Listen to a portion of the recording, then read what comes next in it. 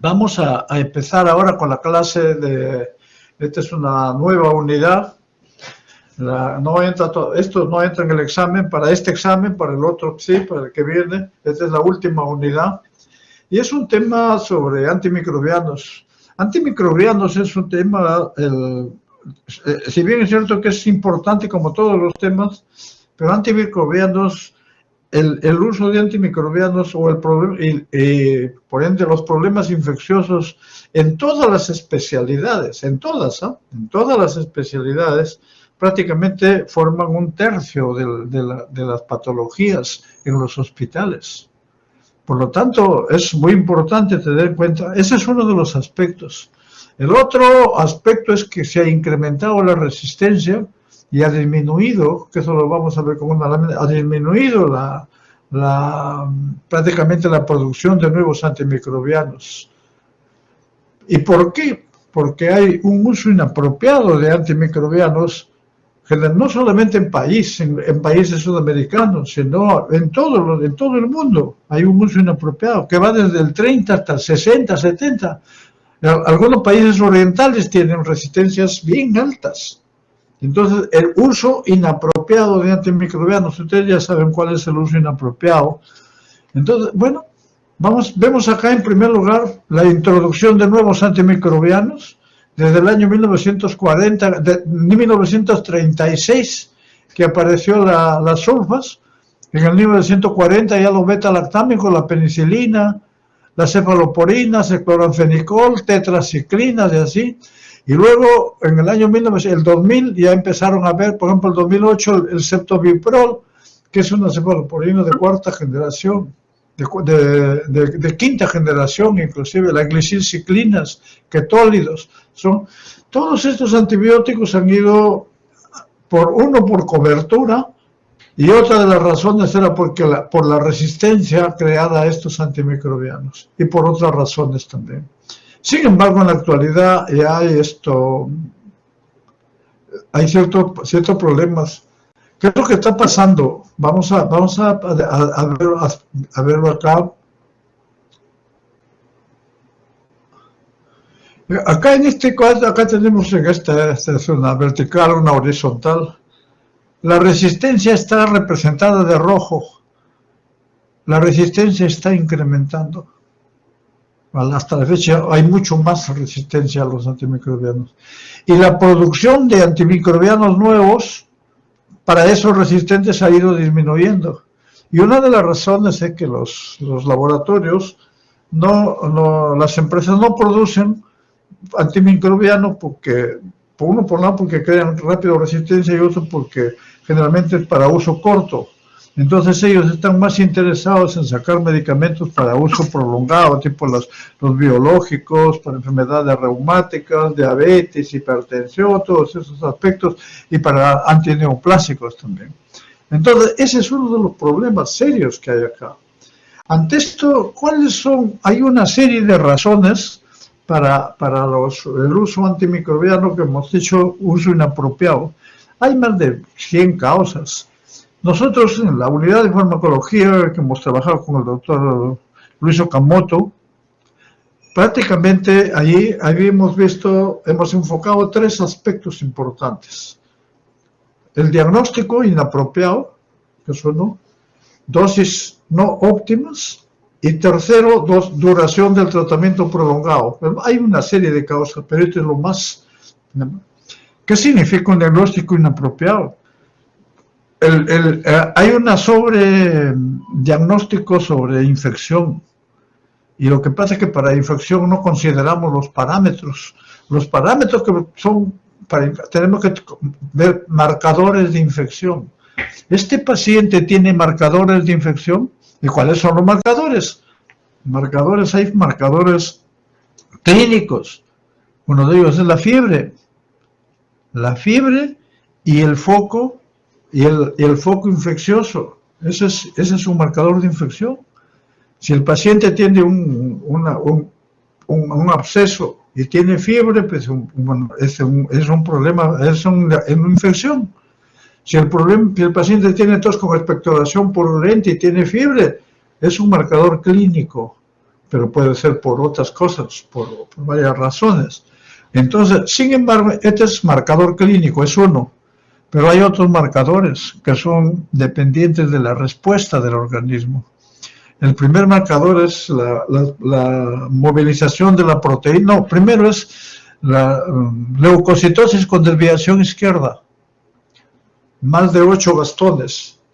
Leucocitosis con desviación izquierda, más fiebre y más foco de infección, es un problema infeccioso. Sospecha o es un problema infeccioso. Otro marcador es la movilización de la proteína de fase aguda, que es la proteína C reactiva. Proteína C reactiva. Y el otro marcador que ha aparecido ya hace como 10 años también es la procalcitonina. La procalcitonina que se forma en la tiroides, y esta procalcitonina generalmente en la tiroides es una hormona que se forma a ese nivel, pero que no tiene, no se puede detectar a nivel sanguíneo.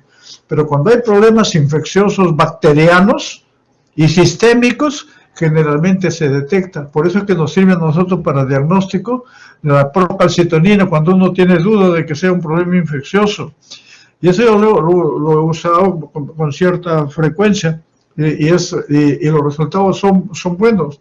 Pero aparte de eso, estos marcadores de infección sirven no solo para diagnóstico, sino que sirven para hacer seguimiento. Porque una vez que los marcadores de infección empiezan a mejorar, usted ya puede dar 2 o 3 días más de tratamiento y después no tiene por qué dar de acuerdo a las guías. Las guías, la razón es que dicen a las 2 semanas. Lo que pasa es que a las 2 semanas han mejorado el 80% de casos, pero hay algunos que han mejorado antes de una semana y otros que han mejorado las 3 semanas. Entonces los marcadores de infección nos sirven. Y luego el otro aspecto para el diagnóstico es el diagnóstico etiológico. Ese es un reto para ustedes. Tienen que tratar por todos los medios en sacar muestras. No sacan muestras, de frente van a los antibióticos. El paciente llega de emergencia, pueden sacar muestras. Yo he visto acá en Cayetano, donde hice la maestría, todos los internos sacan muestras a todos. Y cuando tuve oportunidad de estar en otros hospitales fuera del país, inclusive yo mismo sacaba las muestras. Es importante eso porque hay, o sea, uno es el GRAM y otro es ya el cultivo. Cuando uno saca el GRAM, prácticamente al sacar el GRAM le dicen, en media hora, en un cuarto de hora le dicen si es un GRAM positivo, GRAM negativo, o no es una muestra adecuada, o es una muestra adecuada, o que saque nueva muestra. Porque el cultivo llega a las 48 horas. En ese contexto es que hay que sacar. He visto, por ejemplo, que inclusive hasta cuando hay celulitis, en el borde le ponen un poquito de solución salina y de ahí mismo aspiran y sacan y lo cultivan y sale Streptococcus. O sea, cualquier zona puede ser accesible, no todas, pero son accesibles de diferente forma para diagnóstico etiológico. Tienen que hacer, y el diagnóstico etiológico, ¿cómo se hace el diagnóstico etiológico? Uno es el aislamiento del germen. El aislamiento del germen es por el GRAM o es por cultivo, uno. Pero si no puedo aislarlo, ¿cómo hago el otro? Generalmente el aislamiento se ve 20, 30, hasta 50%, pero a veces no. Entonces, ¿qué hago? Estudio los antígenos. Hay gérmenes, por ejemplo, los estreptococos, meningococos, que tienen antígenos.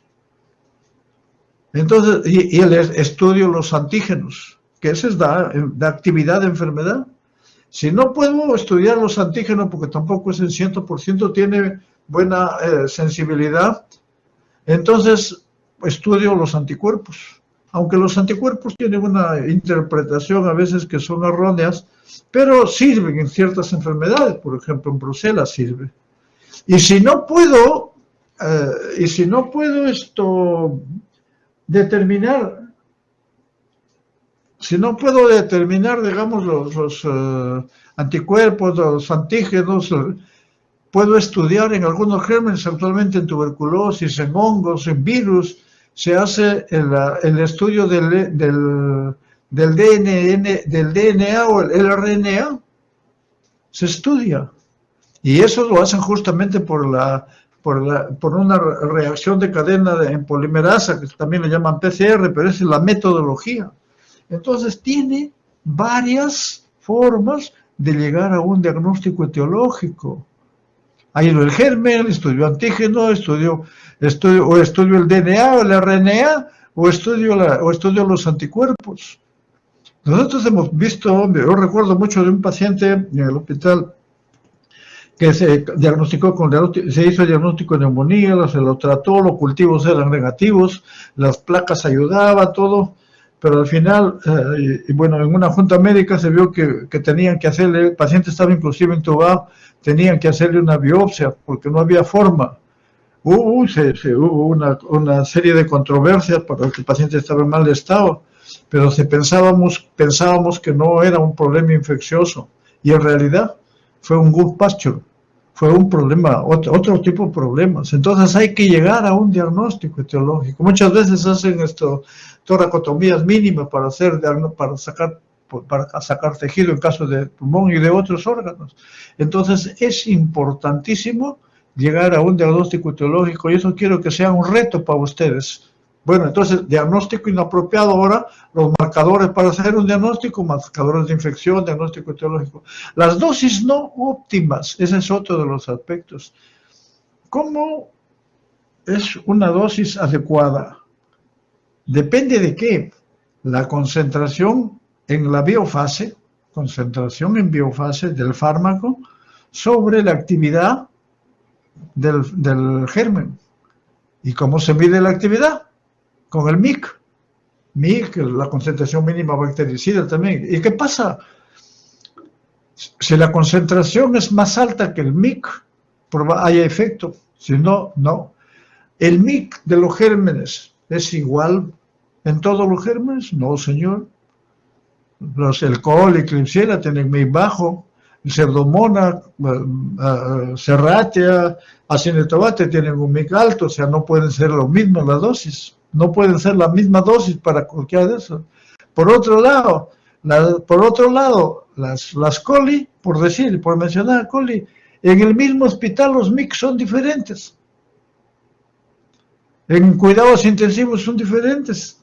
En otros hospitales son diferentes y en otros países son diferentes. Entonces, de ahí hay que determinar el MIC, es importantísimo.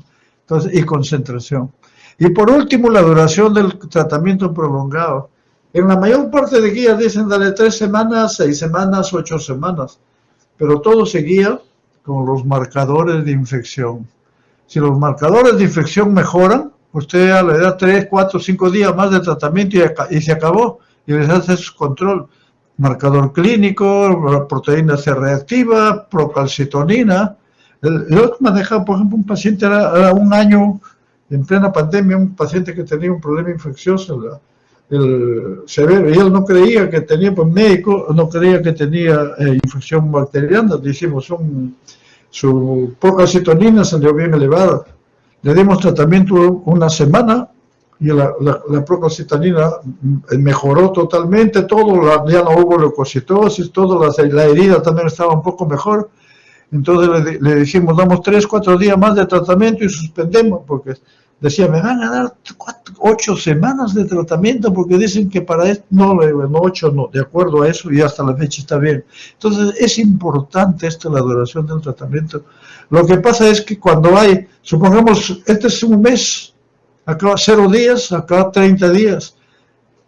De 100 pacientes, 80% curan acá a las 2 semanas, por eso dicen las guías a las 2 semanas de tratamiento, pero hay un 15% que cura acá y un 5% que cura acá, entonces depende de los marcadores de infección. Otro de los aspectos importantes es la pared celular.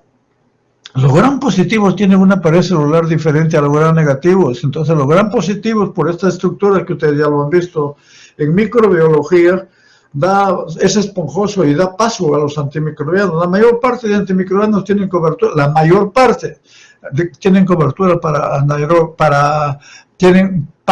tienen buen pase a través de la membrana, de la pared celular.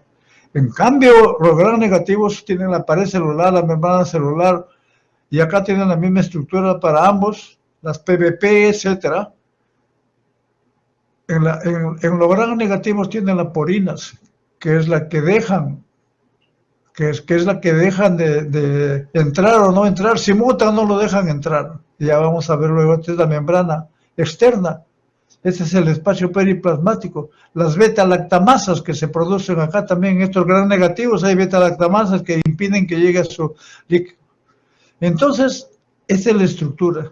Otro de los aspectos importantes es cuando yo sospecho, porque tengo que tener un germen aislado o sospechar un germen para determinada infección. Si yo tengo un paciente que tiene una neumonía bacteriana adquirida en la comunidad, digo, acá es neumococo o es Haemophilus influenza, dependiendo si no tiene otros factores de riesgo. Entonces, si yo tengo un paciente que tiene una neumonía que ha adquirido en la UCI, le digo, no, acá es Pseudomonas o es estafilococo. Entonces, pienso en esto. Si yo tengo un paciente que tiene una infección en la cavidad abdominal, digo, no, acá hay enterobacterias y acá hay anaerobios por debajo del diafragma. Entonces tengo que pensar en eso. Y siempre pensar que hay la flora aerobia y la anaerobia.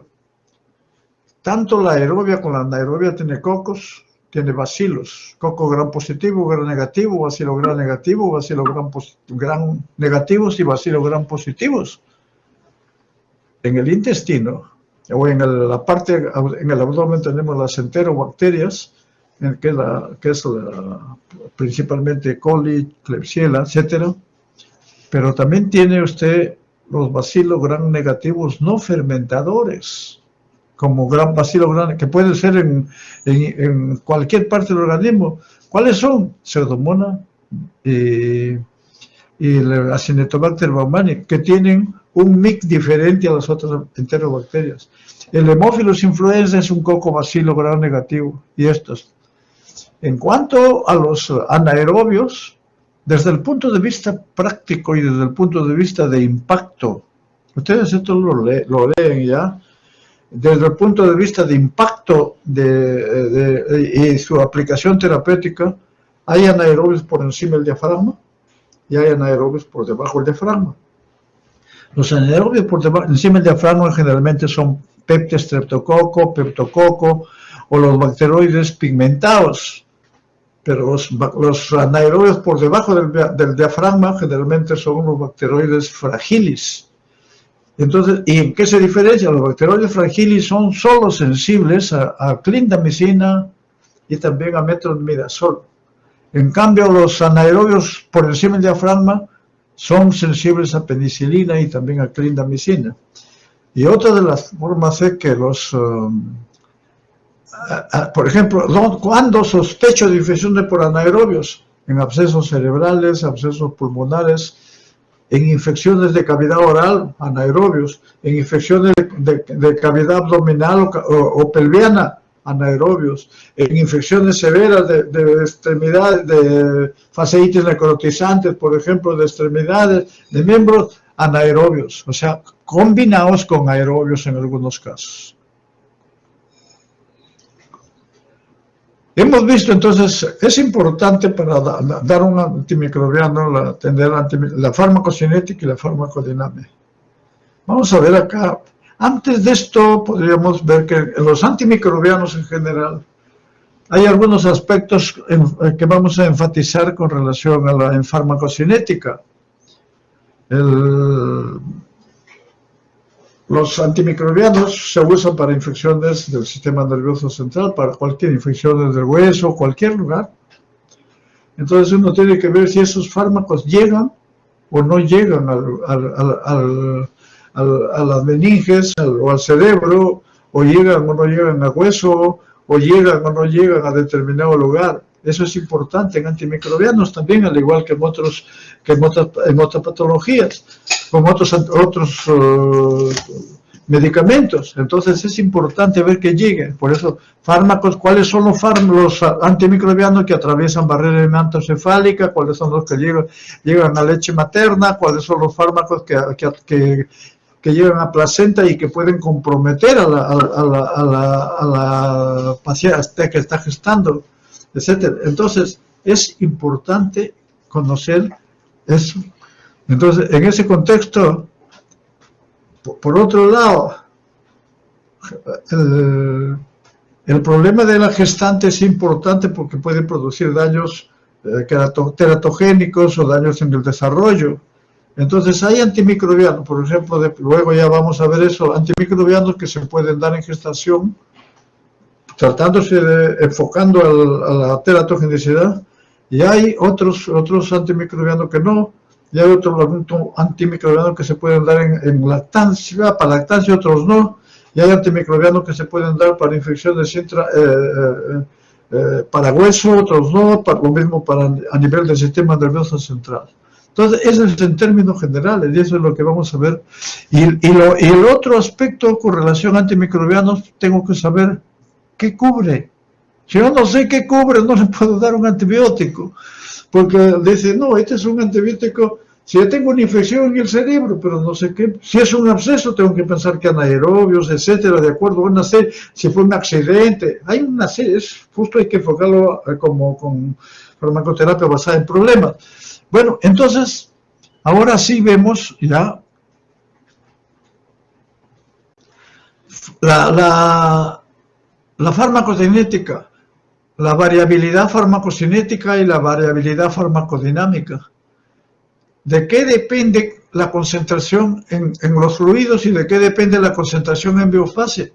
De las variables farmacocinéticas, la absorción, distribución, metabolismo. Si no, va a haber variación en la concentración en biofase.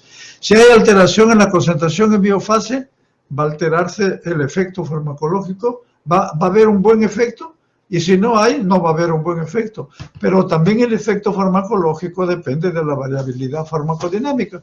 Y esto ya lo mencionamos antes, que depende de la actividad antimicrobiana, que es la concentración mínima inhibitoria, concentración mínima bactericida. Y hay otros que lo van a utilizar y que lo van a ver cuando ya hagan esto, el curso de infectología, concentración máxima sobre el MIC, área bajo la curva sobre el MIC, tiempo mayor sobre el MIC.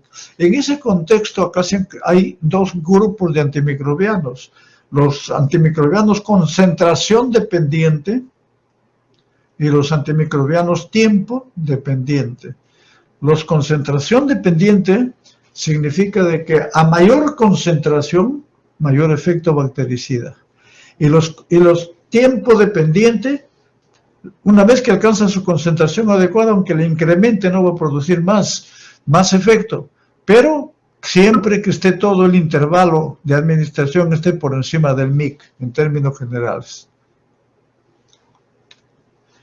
Otro de los aspectos que nos interesa es la biodisponibilidad. Acá tienen toda una serie de antimicrobianos que tienen una biodisponibilidad cercana al 100%, que nos dice que ustedes le pueden dar por vía oral, siempre que la vía oral sea patente, siempre que el paciente no tenga problemas, o siempre que el paciente no esté en shock, donde la circulación a nivel del gastrointestinal no es buena, y entonces no hay una buena biodisponibilidad.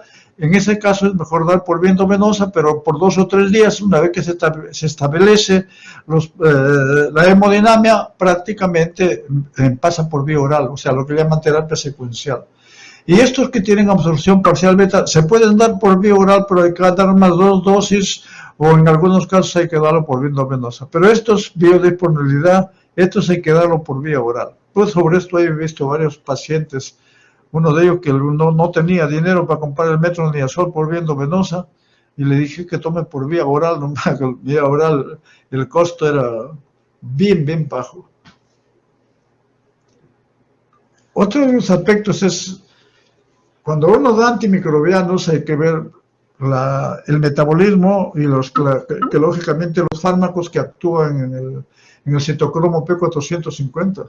Y en eso tienen los antimicrobianos que son inhibidores enzimáticos, tienen los antimicóticos, azoles. los anfenicoles, sulfamidas, trimetoprim, metronidazol, eritromicina, los macroles, todos estos son inhibidores enzimáticos. Si le doy con otro, ya hemos visto que cuando doy, por ejemplo, esto con o eritromicina con astemisol, que es un antihistamínico de segunda generación, pues se produce la torcida de la punta del corazón. Entonces hay que tener mucho cuidado en esto. Luego también otro que son inhibidores enzimáticos, la isoniazida, primaquina, quinidina, son inhibidores de la enzima microsomal, y esto se da con mucho medicamento. También los fármacos antirretrovirales, los inhibidores de proteasa, ritonavir, atazanavir, lopinavir, son inhibidores de proteasa. Y esto ocasiona problemas. Entonces hay que tener muy en cuenta cuando se dan antimicrobianos los inhibidores. Y los anticonvulsivantes, el ácido valproico. Y los antimicrobianos que son inductores enzimáticos, la glicofulvina, que son antimicóticos, la rifampicina, un antibiótico que se usa para tuberculosis, para todos. Los anticonvulsivantes, fenitoína, carbamazepina, fenobarbital. Entonces acá tenemos una lista ya bien clara de lo que es la... Ahora, otro de los aspectos importantes es que la eliminación de los... ¿Por dónde se eliminan? Eliminación renal o generalmente hepática, generalmente, porque hay varias vías de eliminación que ya saben ustedes. Si se eliminan por, acá en esta lista están los antibióticos que se eliminan por vía renal, más del 60% en forma activa o como metabolitos activos. Ojo, o sea, más del 60% en forma activa o como metabolitos activos. ¿Y qué significa esto? Es que a estos antimicrobianos hay que hacerles ajuste de dosis de acuerdo a la depuración de creatinina. Y la depuración de creatinina puede tener variantes fisiológicas que son las edades, inclusive en el neonato, el recién nacido, en algunos niños, en los ancianos, la depuración cambia. En el neonato pues, tiene maduración y en los ancianos porque ya se está degenerando. Entonces, ya está perdiendo la función. En ese aspecto hay que calcularlo. Y las variantes patológicas, cuando hay insuficiencia renal, prácticamente hay que hacer ajustes de esto, y en algunos casos no se dan. Cuando se eliminan por vía hepática, generalmente también hay estos son los que se eliminan por vía hepática. Si el paciente tiene daño hepático, generalmente hay que hacer también ajuste. No hay nomogramas como para punción renal, salen en todas las guías, hay bastantes nomogramas, pero para la no renal no sale, pero actualmente uno se guía. Hay dos formas prácticas de guiar para bajar dosis de estos antibióticos en problema hepático. Si la función hepática está muy alterada, ¿cómo lo hago? ¿Cómo sé? Les pido un tiempo protrombina. Si el tiempo protrombina está muy alterado, prácticamente es una insuficiencia hepática severa y en ese caso le cambio la dosis a la mitad. Pero ahora se han creado ya otros parámetros que son los índices de Child-Pugh, donde ven encefalopatía, bilirrubinas, hay varios, eso lo van a ver cuando ustedes vean en clínica ya. Estos se eliminan por vía hepática y en insuficiencia hepática severa hay que hacer ajuste de dosis. Hemos mencionado que es importante la farmacocinética y la farmacodinamia porque ambos intervienen en la muerte bacteriana, lógicamente con el huésped, y el éxito clínico. Y hemos mencionado que el éxito se obtiene, o sea, la respuesta terapéutica depende de la concentración en el lugar de infección y el patógeno, la concentración mínima inhibitoria o concentración mínima bactericida. Entonces, el hecho de que, por ejemplo, la vancomicina, por decirle que llega al 70% a la sangre, está bien, pero ¿y cuánto llega al cerebro si yo quiero darlo para una meningitis? Supongamos que llega solamente el 20%, de repente a veces voy a tener que darle por otras vías además. Entonces es importante ver esto, el lugar de acción. En ese contexto hemos visto que hay antibióticos que son concentración dependiente y tiempo dependiente. La concentración dependiente significa que por encima del MIC tiene que alcanzar 10 veces mayor su concentración. 10 veces más su concentración que el MIC. Y eso es una concentración dependiente. Los aminoglicósidos, la anfotericina, fluoroquinol, todos estos antimicrobianos tienen que... Entonces, en estos casos, uno tiene que tratar de dar la mayor dosis posible. ¿Y cuál es el límite de la mayor dosis? Bueno, si la dosis que ya producen reacciones adversas no le puedo dar, pues... Otro de los aspectos es que vamos a ver luego, los aminoglicósidos, por ejemplo, tienen los llamados efectos postantibiótico. ¿Y eso qué significa? De que aunque haya bajado del MIC, sigue actuando. Y eso ha servido para que los aminoglicósidos, antes se daba, por ejemplo, se sigue dando, pero gentamicina 80 cada 8 horas, en términos generales para adultos estándar. Amikacina 500 cada 12 horas. Ahora se puede dar 8 por 3, 24, 240 de gentamicina al día, una vez al día. O amikacina 1000 a 1500 una vez al día. Lógicamente en riñón sano. ¿Y cuál es la ventaja de eso? Lógicamente que mayor concentración, mayor efecto.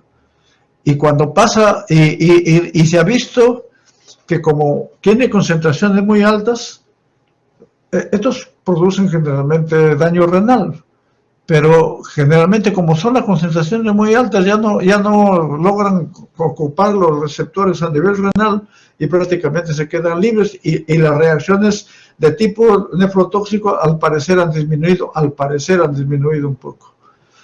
Y los antibióticos tiempo dependiente ya no necesito, una vez que llega su concentración terapéutica no hay que darle el doble, triple, no, es su concentración. Lo que hay que cuidar acá es que se le dé todo el tiempo de intervalo de administración, esté todo el tiempo por encima del MIC. Y ahí sobre eso van a ver en clínica también, y esto es para los beta-lactámicos. Por esta razón, que los beta-lactámicos, cuando se da en UCI, por ejemplo, le ponen en una infusión, le calculan para 24 horas y lo pasan durante 24 horas para que esté todo el tiempo sobre el MIC. En este caso, porque estos no tienen efecto postantibiótico. Luego viene acá, esta es la concentración máxima sobre el MIC. Acá está, este es el MIC, concentración máxima sobre el MIC. Estos son los antibióticos que son dependientes de dosis. Área bajo la curva sobre el MIC, que es otra área que lo vamos a ver. Y este es el tiempo sobre el MIC. El tiempo sobre el MIC, o sea, hasta acá da. Pero si ya bajó la concentración, ya no. Prácticamente acá ya no va a haber el efecto. Entonces tiene que calcular. El intervalo de administración tiene que ser adecuado. Y esto que hemos visto, el PAE, que es el efecto postantibiótico de la concentración dependiente, que de estos antimicrobianos siguen teniendo efecto aún debajo del MIC. Otro de los aspectos importantes también es con relación a la resistencia, esto es bien complejo, hay libros sobre la resistencia, pero lo más importante es mencionar que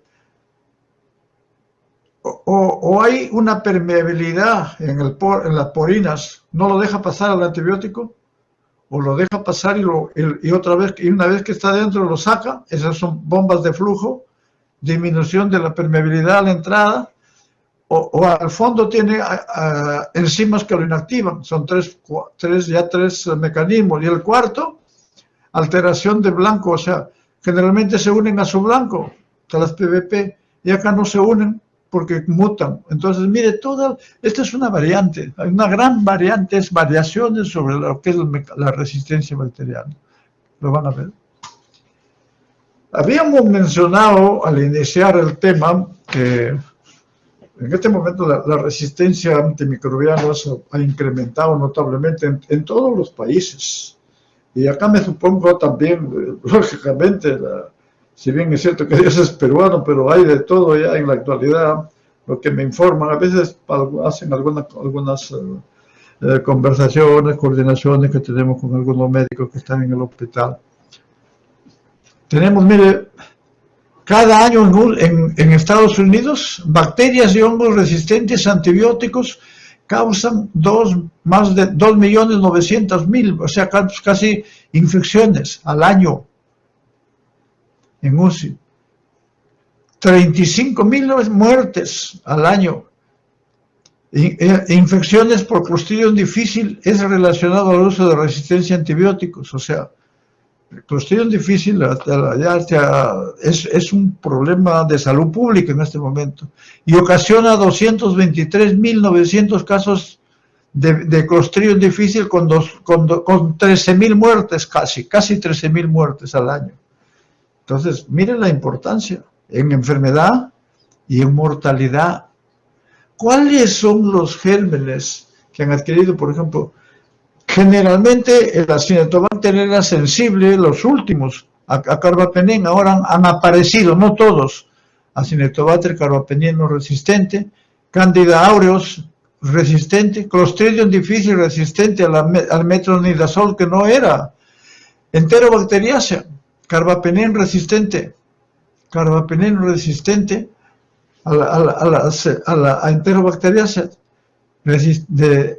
Neisseria, gonorrea, resistente. Cándidas, resistentes a las novalbic, aunque lo vamos a ver cuando hagamos micosis, antimicóticos. Los enterobacterias han producido ya lo que se llama las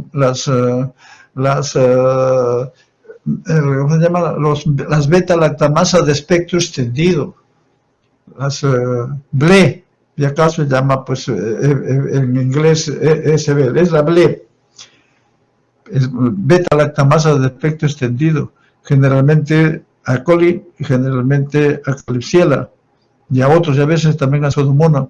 Entonces, en esos casos ya se hay que dar carbapenems, que antes no se debería dar, pero ahora ya inclusive con el uso de carbapenem se ha visto que hay resistencia al carbapenem.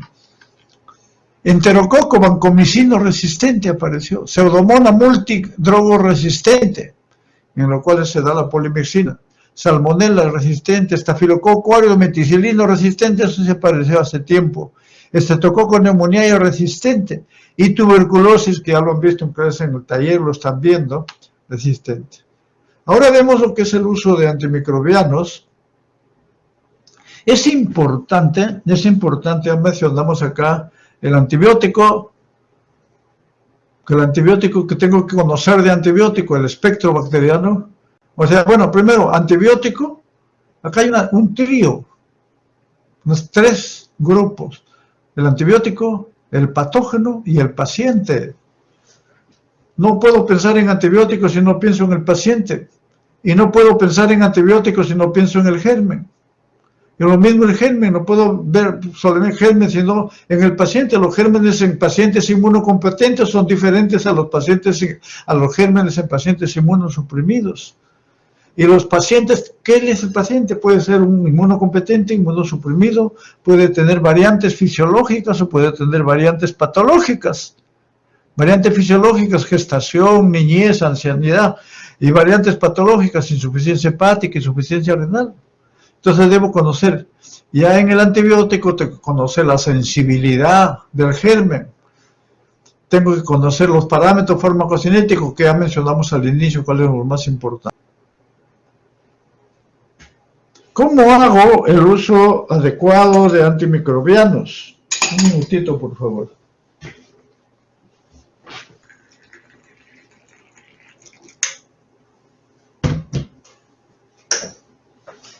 Enfoque terapéutico en base a problemas, que eso ya lo conocen. Justo en el siguiente semestre pensamos hacer un taller ya de antimicrobianos en neumonía adquirida en la comunidad. Selección adecuada de antibióticos en base a eficacia, seguridad, conveniencia y riesgo. No puedo seleccionar un antibiótico si no tiene evidencias. Tiene que tener evidencias de eficacia, de seguridad, porque si no tiene evidencias no puedo dar el antibiótico. Puede haber sensibilidad in vitro, pero de repente no, hay todavía estudios. Uno de los efectos es, por ejemplo, en uno de los ejemplos que podemos poner, por ejemplo, en el campo de la ivermectina. In vitro demostraron acción sobre el virus, pero in vivo no se ha demostrado, o sea, tal es así que no se usa. Entonces, eso es importante, no solamente sensibilidad in vitro, sino estudios clínicos. Lectura e interpretación del antibiograma. El antibiograma tiene que interpretarse. Cuando yo veo un antibiograma, digo, ¿de dónde la muestra? Es de orina. ¿Sacarían bien o no? Este es un germen, puede ser un germen. Si es de sangre, lo más probable es que sí sea patógeno. Si es de orina, puede que sí, puede que no. O si es de esputo, puede que sí, puede que no. Pero tiene ciertas características que lo van a aprender ustedes en clínica, cómo diferenciar uno de otro. Por otro lado, a veces el antibiograma, hay patrones, por ejemplo, para medir estafilococo, sensibilidad en estafilococo, yo mido sensibilidad a oxacilina. Si oxacilina me sale resistente, aunque sea sensible a otros beta-lactámicos, no lo considero. Es el patrón, cada antibiótico tiene su referencial para definir si es resistente o es sensible. Y el esquema terapéutico considerado parámetros farmacocinéticos y farmacodinámicos, que ya mencionamos también que es importantísimo esto, la dosis sobre la actividad del germen. Este es sacado del libro del Kioser del año 2018, este es un libro muy bueno, pero este es un acrónimo para prescripción apropiada.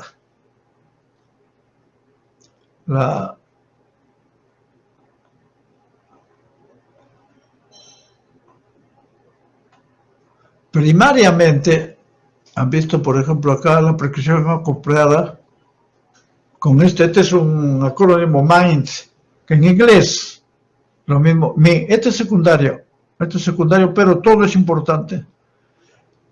Yo debo dar una terapia basado con guía microbiológica, o sea, aislar el germen, que es importante. Si no tengo un aislamiento del germen, no tengo esto, empíricamente no puedo hacer un tratamiento adecuado y va a ocasionar resistencia. Cuando sea posible, sobre todo en hospitalizado, guía microbiológica, aunque sea un gran, si no hay cultivo. Las indicaciones deberían ser basadas en evidencia, justo lo que acabamos de decir. Si no hay evidencias, para este antibiótico muy sensible, penetra bien, buena farmacocinética, pero hay evidencias de uso, sí, excelente. Aunque la gente no lo use, porque a veces las evidencias también, no hay mucha evidencia porque digamos, hay promociones de otros medicamentos, etcétera, etcétera. Usar, o sea, la evidencia, pero evidencia científica. Usar antibióticos en lo posible, preferentemente de espectro estrecho, porque de amplio espectro es matar una pulga con un misil. No puede ser. Es un amplio espectro dirigido a los gérmenes que yo estoy pensando. La dosis individualizada al paciente y apropiada al lugar de acción y al tipo de infección, o sea, tipo de infección, lugar de acción y al paciente. ¿Qué tipo de paciente es? ¿Dónde tiene la infección? ¿Y qué tipo de infección tiene? Bacteriana, severa, moderada, etcétera, etcétera. Otro de los aspectos importantes para una prescripción apropiada es minimizar la duración del antibiótico. Menos duración. Porque eso a nosotros nos ha pasado. Damos antibiótico, pero después no queremos quitarlo. Digo, uy, déjalo una semanita más. Deténlo ahí una semana más. Déjala más cuando de repente aparece un hongo encima. No. Entonces, para eso se utilizan los parámetros, los marcadores de infección que hemos mencionado. Y por último, asegurar que la terapia es usada cuando es clínicamente apropiada, o sea, cuando hay una respuesta clínica adecuada. ¿Sí? Y acá tienen un manejo de infecciones, que esto se hizo en la unidad de farmacología clínica. Primer paso, ¿existe proceso infeccioso o no? Si hay o no, ya sabemos los marcadores. Segundo paso, ¿qué gérmenes son los causantes? Tercer paso, ¿qué factores pueden modificar la presentación de esos gérmenes? O sea, pueden ser resistentes, sensibles, esto tiene su forma. 4, ¿qué esquema de tratamiento elimina a los patógenos causantes. Mire, todo el tratamiento está dirigido a los patógenos, no al 1%. Quinto paso, ¿qué factores debe tener en cuenta para la prescripción? Ya sabemos todos los factores que el uso racional. Y último, prescribir. Otro de los aspectos también que son importantes es que muchas veces hay fracaso terapéutico, sobre todo cuando no tienen germen. Y eso es lo que un profesor me mencionaba, me decía, no hagas esto, ¿cómo se llama? Lo que hagas esto, la escalación anárquica. ¿A qué se llama eso? Dice, a los 3 días no mejoró, otro antibiótico. A los otros 3 días no mejoró. Esa es escalada. Escalada. Esa no es escalada antibiótica, pero es una mala escalada anárquica, sin dirección. No puede ser. Primero lo que tengo que hacer es un diagnóstico. ¿Qué es lo que tengo que ver? Si hay un error diagnóstico. O si hay un inadecuado tratamiento quirúrgico que lo drenen, o si hay una superinfección agregada, si no se está dando una buena cobertura para el caso, si no se está dando una dosificación adecuada, y si no de repente no está llegando al lugar de acción por alguna razón. Si todo esto se descarta, recién pienso en desarrollo de resistencia y también en el estado del huésped. Esto nos sirvió a nosotros les conté un caso que tenía una paciente que tenía una hipersensibilidad fenitoína, que le pensábamos que era neumonía, y al final no era. Pasó como 10 días. No, hagamos es un diagnóstico de infección, no. Fui a preguntar al paciente y no era un problema, fui y lo examiné todo, no era un problema infeccioso, y estábamos dando antibióticos mal dados. Los antibióticos hay que darlos, no solos, generalmente se debe dar solos, pero en algunos casos se dan combinaciones para ver sinergismo, para disminuir toxicidad. Por ejemplo, se usa anfotericina con 5-fluoxetosina, produce el mismo efecto y se baja la dosis de anfotericina, que es nefrotóxico, para prevenir resistencia. Y otro, impedir la desactivación, pero las otras infecciones polimicrobianas, eso puede que sí, puede que no, porque hay antibióticos que cubren todo. Y terapia inicial de infecciones severas, en algunos casos muy severas se pueden dar 2 antimicrobianos para una cobertura así empírica. Ahora tenemos los antimicrobianos ya. Tenemos acá inhibidores de síntesis de pared, inhibidores de la síntesis e integridad de los ácidos nucleicos, inhibidores de la transcripción y traducción, donde están los inhibidores de síntesis de proteínas. Entonces, generalmente, estos antimicrobianos, los inhibidores de síntesis de pared celular, son bactericidas. Y estos antimicrobianos inhibidores de la síntesis de ácidos nucleicos son bactericidas. Los inhibidores acá de las tenemos los que son bactericidas, tienen los aminoglicósidos, la rifampicina y la fosfomicina. Y el resto que son inhibidores de síntesis de pared, de proteínas, disculpe, con excepción de los aminoglicósidos, todos son bacteriostáticos. Entonces es importante.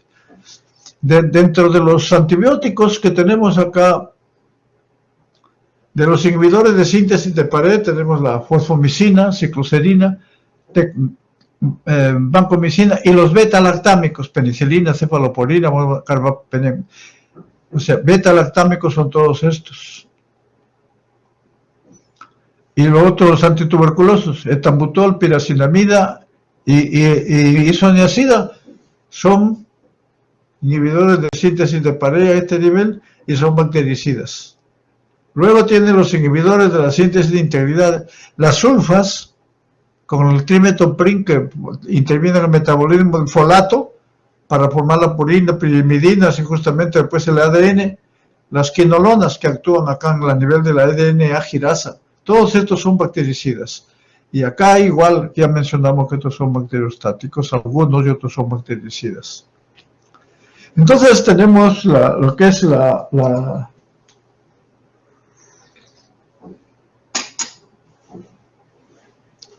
síntesis integrada del ADN, inhibición de síntomas específicos. Sulfonamida inhibe la síntesis de folato necesario para la formación de ADN. Quinolonas inhiben la topoisomerasa, ya lo vimos en la lámina anterior.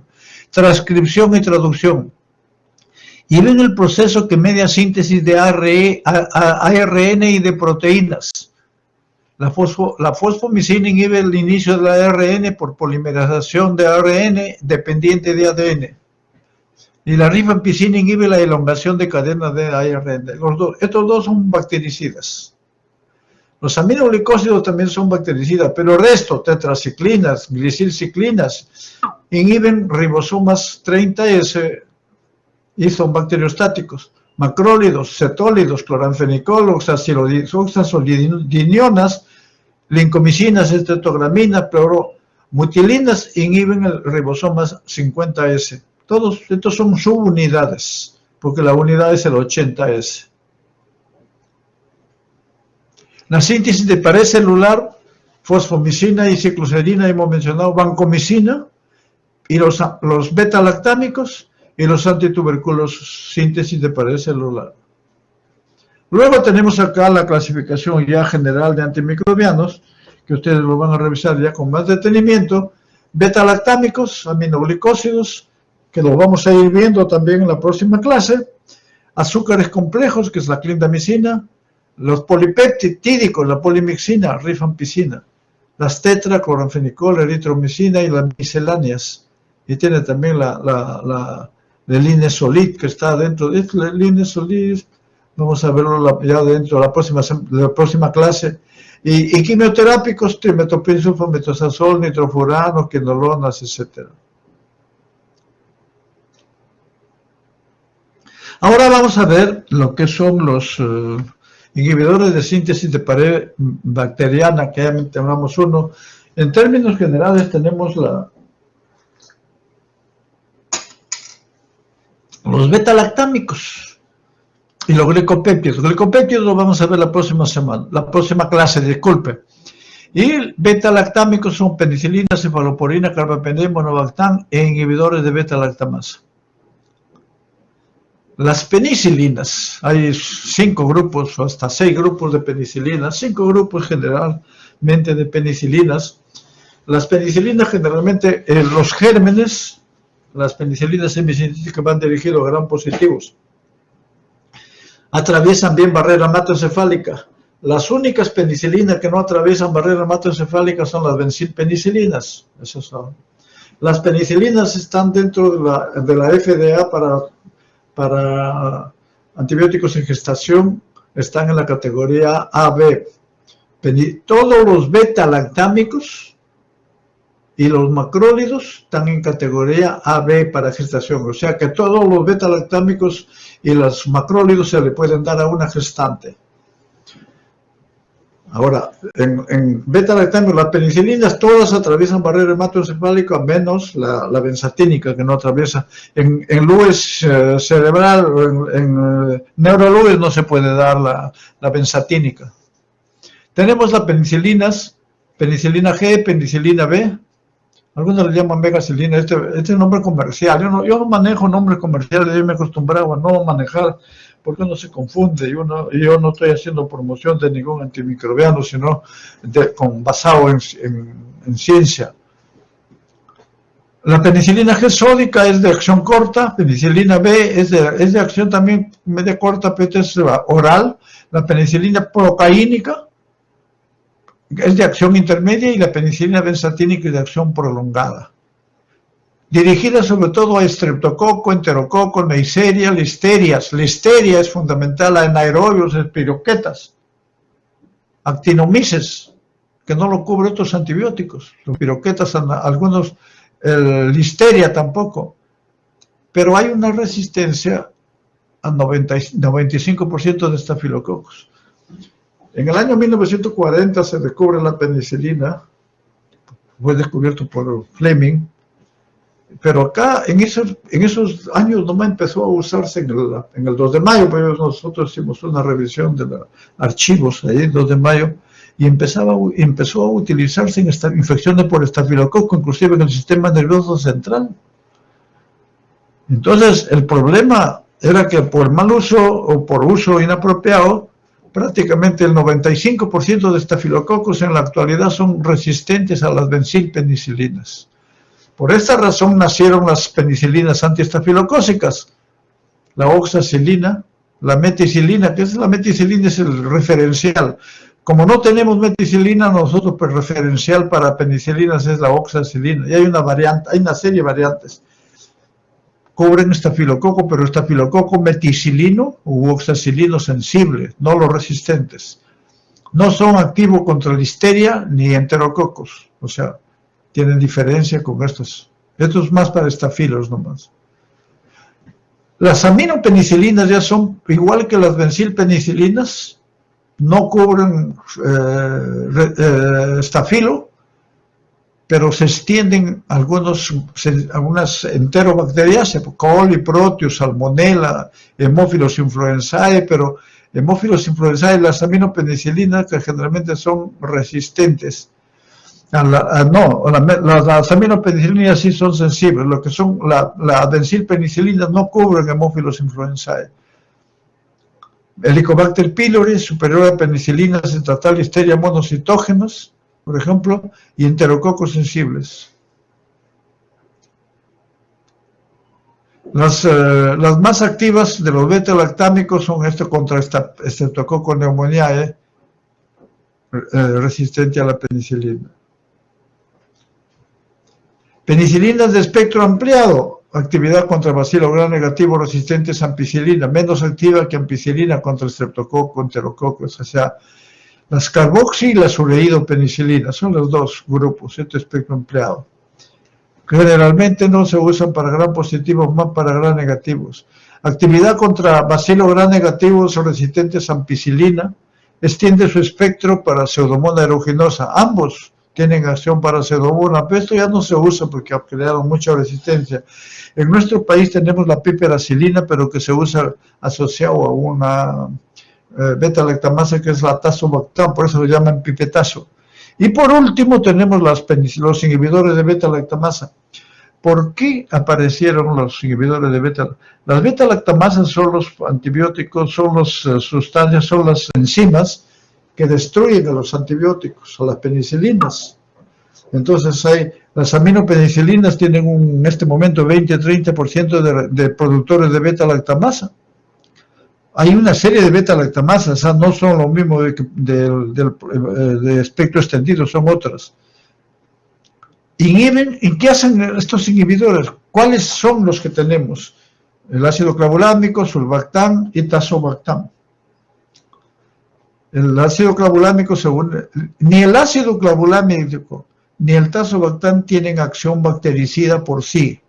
Lo que hacen son inhibidores de beta-lactamasa, pero no tienen acción bactericida. El sulbactam sí tiene acción bactericida, tiene acción bacteriana, antibacteriana, que se une con el ampicilina, sulbactam, que es de primera elección cuando es sensible al enterobacter. No solo al enterobacter, sino, digamos, ¿cómo se llama? Acinetobacter baumannii. Es de primera elección para Acinetobacter baumannii. Entonces, se une el ácido clavulámico, se une con amoxicilina, el sulbactam se une con ampicilina y el tazobactam con piperacilina.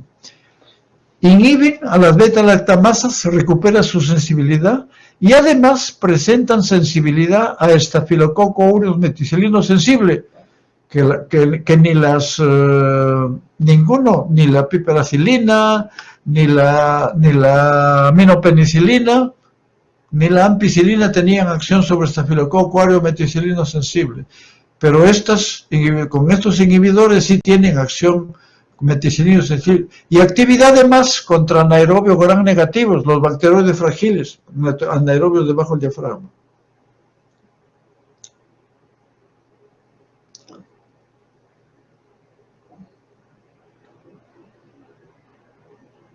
Tenemos acá la farmacocinética de los diferentes,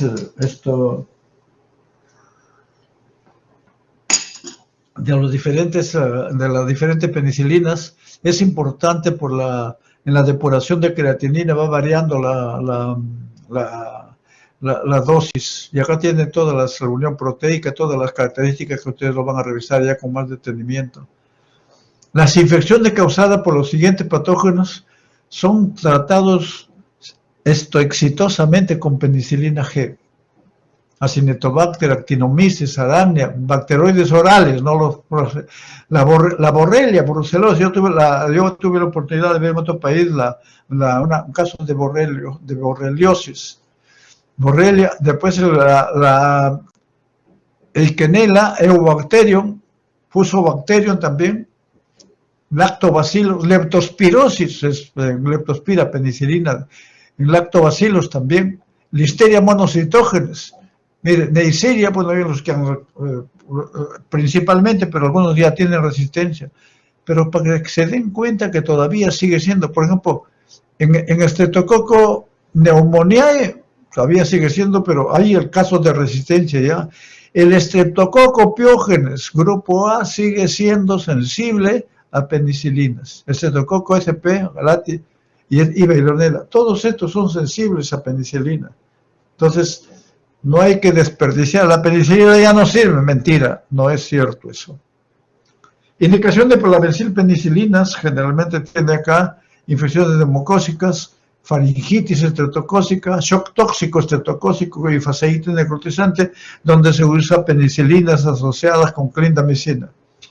Infección por Streptococcus pyogenes, infecciones por anaerobio gram positivo, por encima del diafragma, infecciones meningocócica, gonocócica, sífilis de primera elección, actinomicosis, que no es un hongo, actinomicosis, la actinomyces, que es un anaerobio gram positivo, infecciones por Clostridium, infecciones por Listeria, todas las infecciones. Y esto hay que pensar, nadie piensa en Listeria cuando las infecciones en neonatos más frecuentes son por Listeria, aparte de los enterobacterias. En ancianos que están inmunocomprometidos, Listeria es uno de los gérmenes. Actinomicosis a veces lo confunden con tuberculosis, actinomicosis he visto varios casos.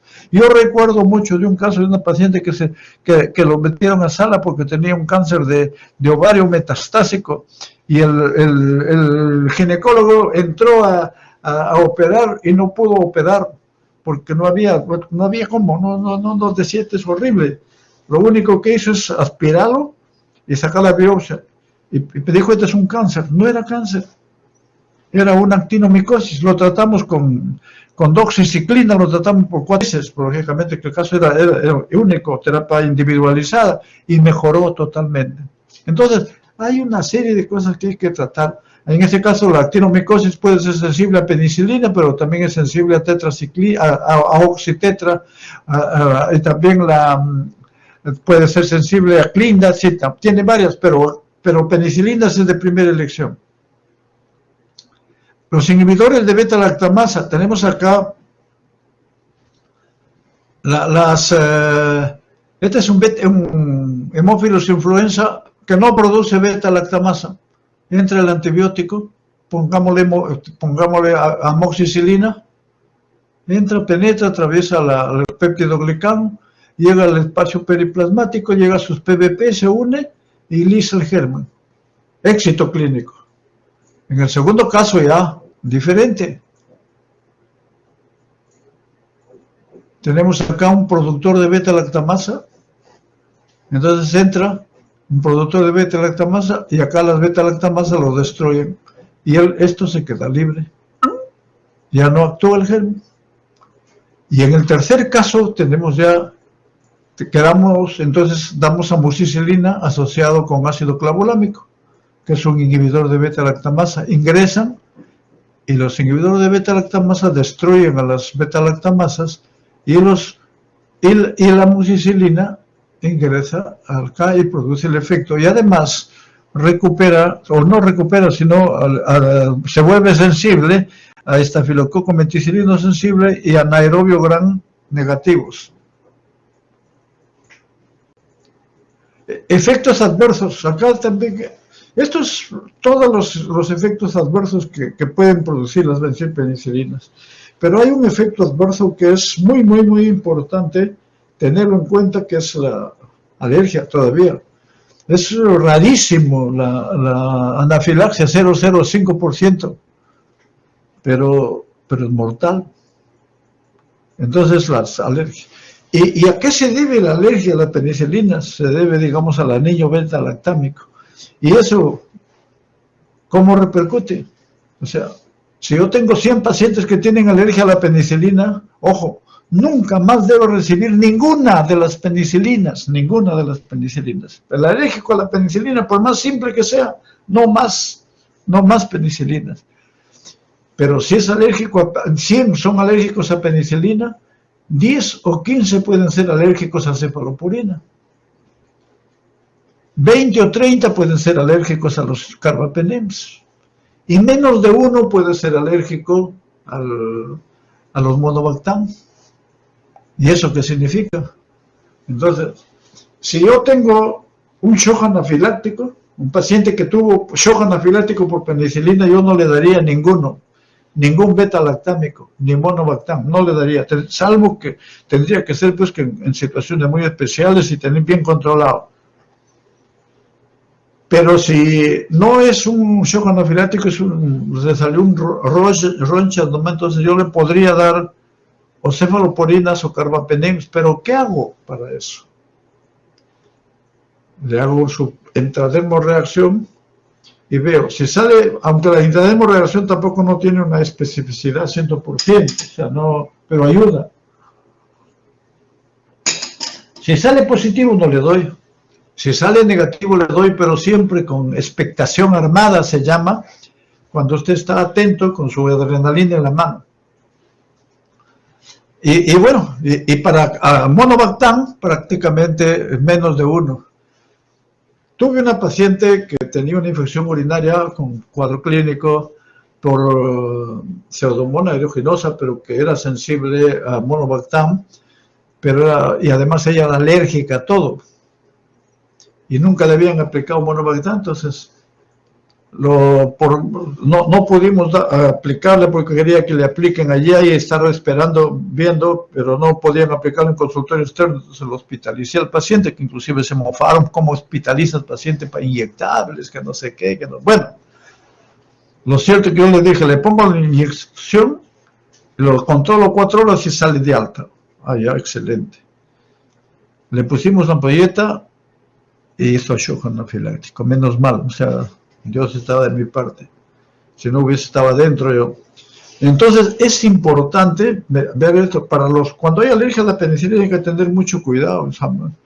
Nosotros hemos tenido casos muy serios en los pisos a veces porque no preguntan bien sobre alergia. No pregunten esa alergia, pregunten qué le pasó cuando tomó tal.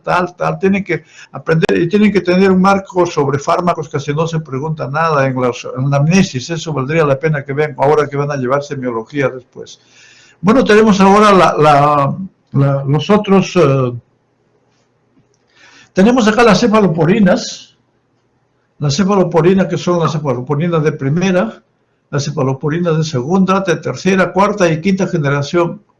Las cefaloporinas de primera, tenemos acá la de primera generación. Esta es la de segunda generación. Estos son gram positivos, ¿eh? Gram positivos. La tercera y la de quinta generación. Cuarta generación, quinta generación. Estos son para gram. ¿Qué significa? Las de primera generación son para gram positivos, estafilo principalmente. Las de segunda también estafilo, pero menos que las de primera. Las de tercera casi no, pero sí para estreptococos y coge. Pero es las de tercera. Las de cuarta es igual que casi que las de primera, y las de quinta casi igual que las de cuarta. Las de quinta cogen. Toditos estos pueden cubrir estafilococo meticilino sensible, pero no cubren meticilino resistente. Pero la quinta generación sí cubre estafilococo meticilino resistente. Entonces, lo otro es ya acá en la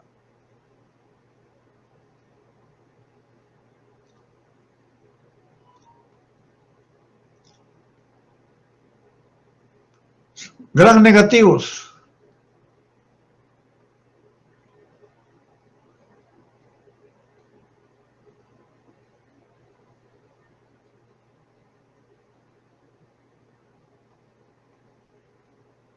Entonces, ven, los gram negativos, los de la primera generación tienen menos espectro, segunda mayor, tercera mayor, cuarta mayor. Y además, los de gram negativos, se utilizan los de segunda cuando son resistentes a los de primera, tercera cuando son resistentes a los de segunda, y cuarta cuando son resistentes a los de tercera, y la quinta también, bueno, igual casi tenemos. Entonces, en primer lugar tenemos a las cefaloporinas de primera generación que no atraviesan barrera hematoencefálica las de primera, el resto sí atraviesan barrera hematoencefálica.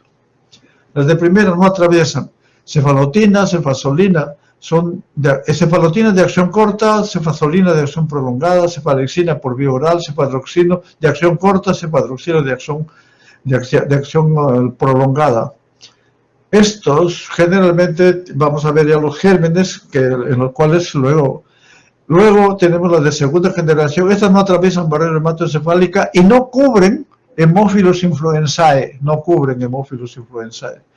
Las de segunda generación sí cubren Haemophilus influenzae, tienen estos, y tienen dos grupos, uno la cefoxitina, que cubre enterobacterias y anaerobios bacteroides, pero que ya no se utiliza. Antes se utilizaba para infecciones, después luego se utilizó como profilaxis, y últimamente ya no se usa porque es productor se ha visto de que incrementa el riesgo de infección por Clostridium difficile. Estos atraviesan barrera hematoencefálica, estas mejor. Entonces, estos generalmente cubren Haemophilus influenzae y todos los paragérmenes del aparato respiratorio alto, generalmente bajo también. Las cefaloporinas de tercera generación tenemos acá, cefotaxime y ceftriaxona, tienen el mismo espectro. Cefotaxime de acción corta y ceftriaxona de acción prolongada. Esto se da 2 veces al día, esto se da 4 veces al día. Ceftazidime, pero no tienen acción, estas dos no tienen acción sobre Pseudomonas aeruginosa. En cambio, ceftazidime y cefoperazona sí tienen acción sobre Pseudomonas aeruginosa. Entonces, es la diferencia entre uno y otro. El cefipime y el cefpirone sí tienen acción sobre Pseudomonas aeruginosa, además que tienen acción sobre Staphylococcus también. Y el ceftobiprol también tienen acción sobre Pseudomonas aeruginosa, Y lógicamente tienen acción sobre estafilococo meticilino resistente. Ahora vamos a ver acá ya los gérmenes, acá brevemente.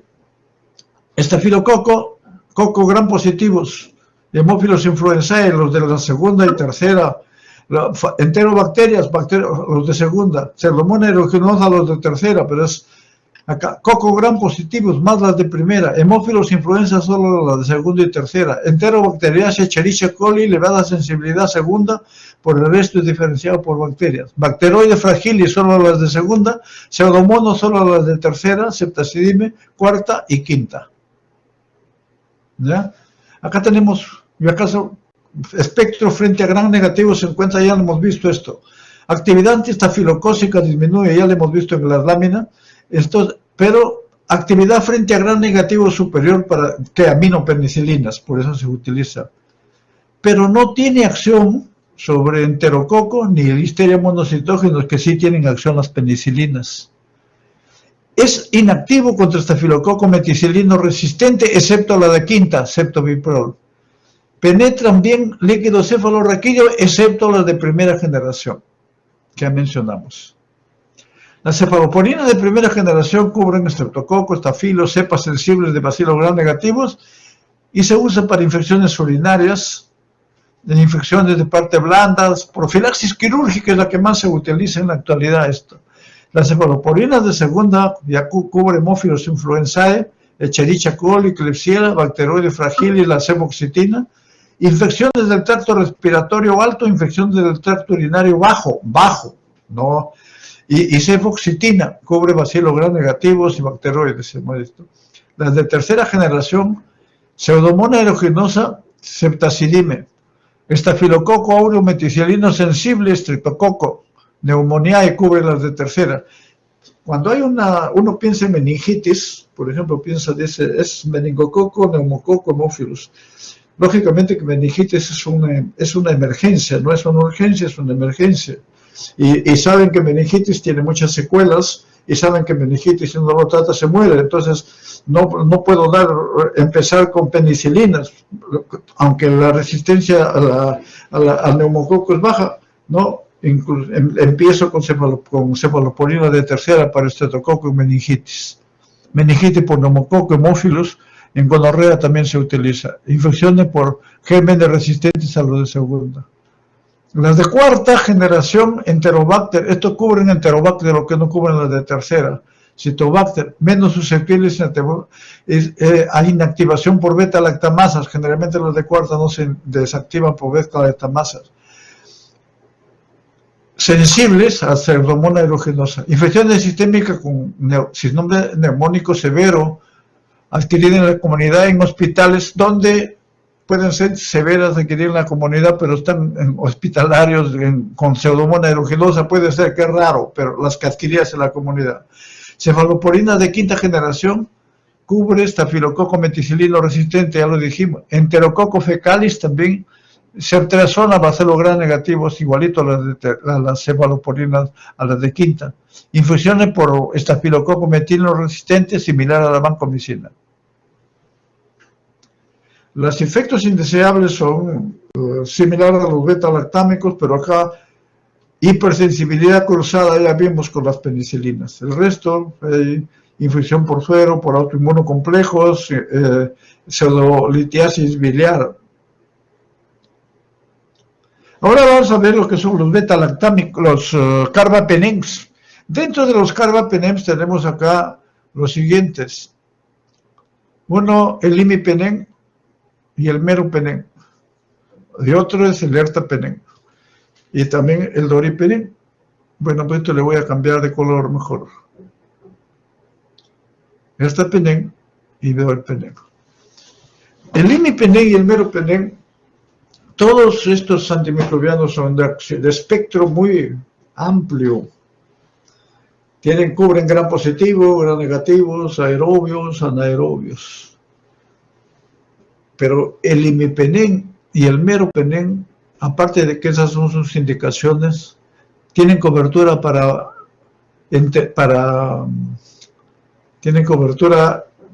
Cinetobacter baumannii y tienen cobertura para Pseudomonas aeruginosa. Estos no.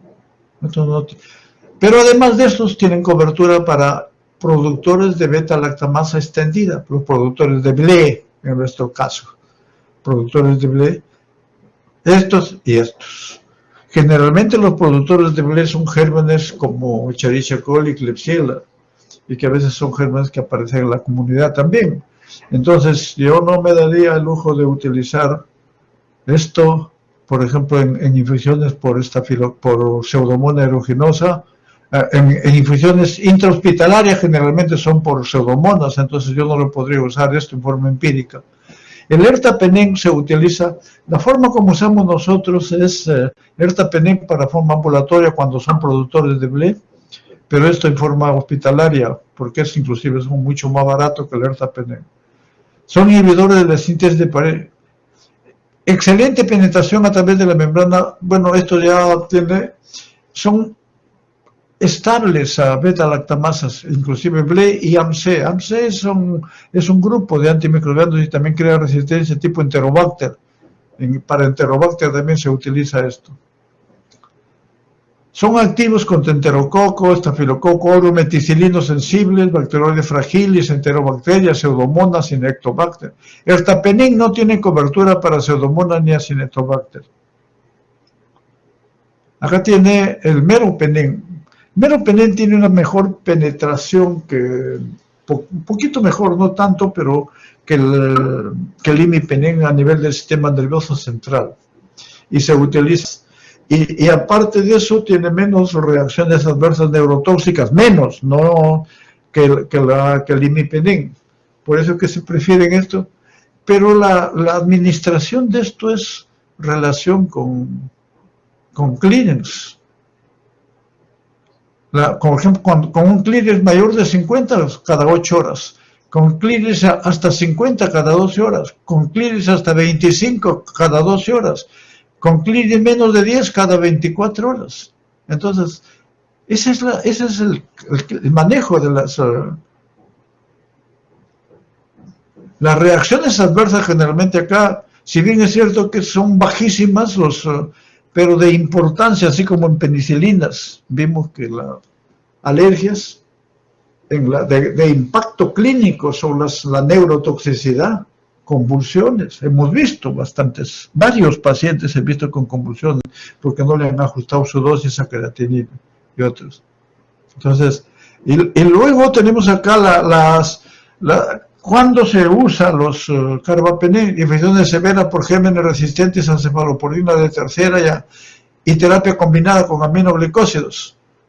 Si le di esto y no mejora, infecciones, y lógico, si tengo el germen mejor, infecciones intrahospitalarias polimicrobianas, preferentemente para infecciones intrahospitalarias por pseudomonas aeruginosa, resistentes a otros antipseudomonales, y por infecciones clínicas por gérmenes productoras de beta-lactamasa de espectro extendido. El meropenem es más útil en meningitis. Precauciones: puede inducir crisis de epilepsia en estos casos cuando hay insuficiencia renal, en antecedentes de epilepsia, administración rápida, que ahora se da más infusión y asociación con moléculas proconvulsivantes, las ciclosporinas y una serie de moléculas que se dan a veces en ciertos pacientes, hay que tener mucho cuidado para administrar los carbapenem. Y el último tema es el Astronam, que es un monobactam, que se une a las PBP3, pero tiene un espectro antibacteriano bastante singular, que es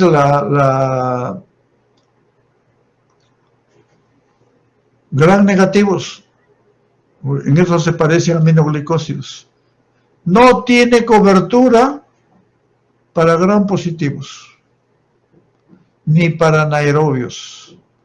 Entonces, pero tiene una ventaja, que tiene menor capacidad inmunogénica, o sea, la reacción cruzada para penicilina es rarísima, pero hemos dicho que sí se puede dar. Entonces, en esos casos hay que ver, pero si tiene una infección por estafilococo no le puedo dar, una infección por anaerobios tampoco, porque no tiene cobertura, tiene que cubrir esto, si es que gran negativos, activos sobre pseudomonas, incluyendo resistentes también. Menor capacidad inmunogénica, lógicamente menos alergia, y menor nefrotoxicidad.